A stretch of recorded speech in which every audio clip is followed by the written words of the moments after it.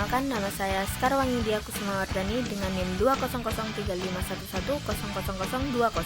Di sini saya akan menjelaskan apakah kawasan ini cocok menjadi kawasan konservasi mangrove atau sebagai kawasan ekowisata. Sustanti 2011 menyatakan hutan mangrove adalah salah satu jenis hutan yang banyak ditemukan pada kawasan muara dengan struktur tanah rawa.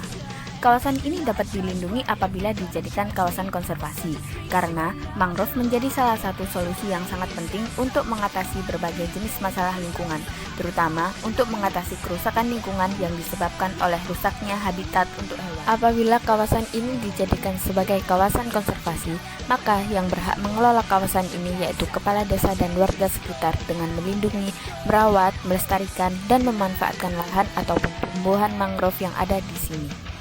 Tumbuhan mangrove yang ada di kawasan ini dapat dimanfaatkan mulai dari batang, buah, dan daun.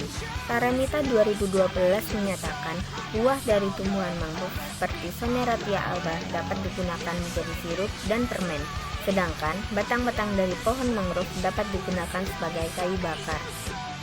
Yang menjadi daya tarik dari kawasan konservasi ini yaitu selain sebagai penjaga keseimbangan ekologi, menurut Syahrial et al. 2020 juga dapat digunakan sebagai tempat memancing kawasan ekowisata karena memiliki pemandangan yang indah serta suasana yang tenang. Sedikit cuplikan wawancara bersama Bapak Andri Rasul selaku perancang kawasan mangrove yang akan digunakan sebagai kawasan ekowisata. Hal yang perlu dilakukan untuk melindungi kawasan ini yaitu dapat dilakukan dengan melakukan penanaman ulang, memperluas kawasan mangrove, memberi edukasi kepada masyarakat tentang pentingnya mangrove, dan memperbaiki lingkungan yang ada di sekitar mangrove.